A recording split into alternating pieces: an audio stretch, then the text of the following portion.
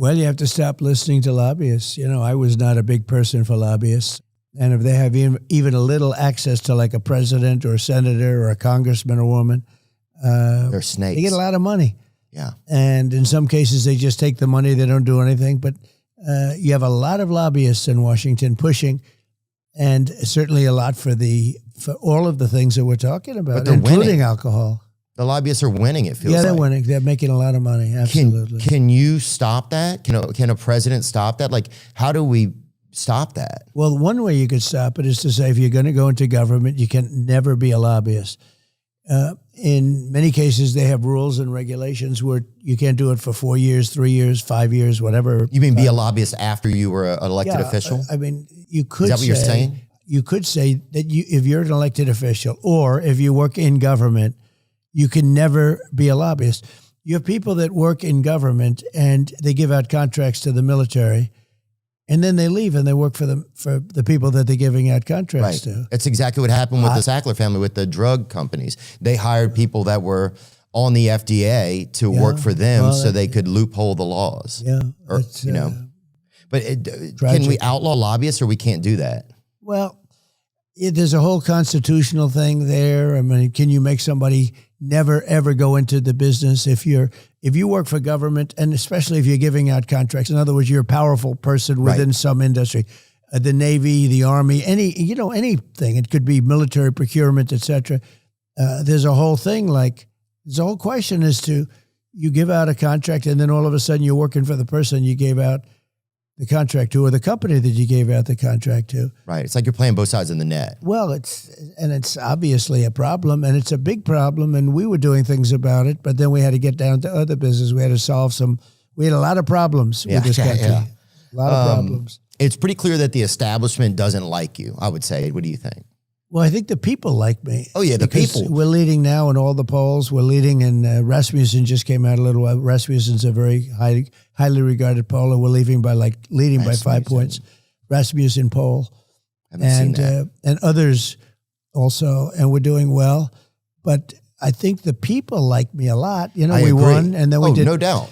So we won in 2016, and then we did much better in 2020. Much better. Got millions and millions more votes. And why does the establishment keep trying to sink you? Like, what is it that they are so afraid of? Well, in some cases, the things we're talking about right now, they want to sell product that I'm not interested in. They want to have certain boats and certain ships and certain planes and certain everything bought. Pharma is another one that's, interesting. Or do they push back against you think? Yeah, I think they do. Well, yeah, I think it's pretty obvious that they do. In one way, that's a positive thing politically, because when you can show that they push back, the voters seem to like it. But we have a lot of popularity. We have a lot of people that want to see me come back and win, because we had a great time. We had the greatest economy in history when I was president. We had my cousin got a boat. Numbers. Yeah, we had the best job numbers. African American, Hispanic American, if you look, Asian American job numbers, women, men, everybody. We did a lot of good things. We cut taxes more than anybody else, including Ronald Reagan. We cut regulations, which created jobs. We had a great period of time, and I think the people want it back. Based on what I'm seeing, the people want it back. One thing that you did recently, we had Bernie Sanders on, right? And interesting. I know that's very interesting. Certainly, you guys don't agree on a lot of things, but I think you both acknowledge how horribly rigged the healthcare system is against the American people, because hospitals and insurance companies get away with hiding their prices from all of us, and literally they can charge whatever they want.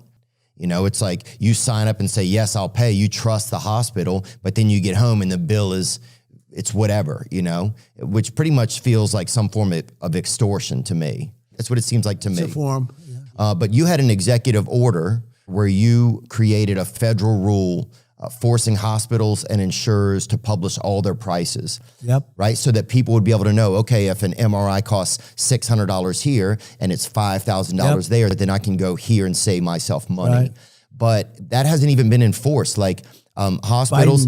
Biden got away with it. Hospitals, insurance companies, they're still not showing their prices. They hated it. Of course they did. and because it would have made it very competitive. And Biden let it go. He never enforced it. And to get that approved was a big deal. And that would have brought down the price of So many things. not only, just care, right? Care, physical care, mental care. That would have brought down the cost of care by 50, 60%. And Biden and Kamala didn't press it. It was a big thing to get it, but I'll be pressing it. And because I'll be pressing it, and because I'll be pressing it, there are some people that are vehemently against it for financial reasons, for money reasons. But those people can go to hell. That's insane. Yeah, no, they're bad people. Especially because one of the leading causes of bankruptcy in America is medical debt. I mean, that's crazy. It's pretty and I don't even think I made that up either. No, it's when you think of it. At first, when you said it, I said, "Wow," and then I'm thinking about it. I said, "It's really not a wow." I understand it. Yeah, tremendous lobby, tremendous powerful lobby. Well, yeah, because think about what else is going to put you in medical, in that much of a debt. It's like, I believe that's accurate. Who's behind the healthcare insurance, that whole thing? Like, who's behind it all? It feels like Chuck Schumer is this kind of like deviant mastermind back there somewhere. Well, he's one of the people that is hurt, and he's one of the people that keeps the prices high, and he's gets a lot of contributions from the people on the other side. And him and plenty of other people, a lot of people. It's a very powerful lobby. But wouldn't they? Why do they want the most powerful lobby? The lawyer lobby. That's that feeds into that also. It all feeds into it. Wait, hold on, just so I understand, Donald. Sorry. So that lobby is a very powerful one. Yeah. But why do those people want people to suffer though? Just so they can make money? Yeah. Actually, crazy. Yeah. It really has to do with money. That's crazy. How much money do they probably need? Start off by saying this is terrible, and then they eventually say, "Well." But can we just, as a country, say, "Hey, how much? Okay, you need $3 million. We'll give you that. Fuck off. Yeah, we want to be healthy." Yeah, like, can't we make a deal with those people? They're very tough to deal with, and they've been taken care of by drug companies and others for years. You have politicians that have been for years being taken care of by people that make a lot of money. And they want to keep making a lot of money. And it is, in that case, it's not a power thing. It's a money thing. Yeah. A lot of money. What are some of the other lobbies that are out there that we don't even know about? Well, the most powerful lobby is the lawyer lobby, I would say. The teacher's lobby is important or powerful. Sometimes really to the detriment of everybody. But the most powerful lobby is probably the lawyers. Who would think that, right? But they have... that's why if you wanted to get rid of court cases and cut down litigation costs, which in this country is out of control, loser pays. Crazy. What you do is you go loser pays. In other words, the loser of a lawsuit has to pay for the other side, has to pay back all the money the other side spent. You think that would solve it?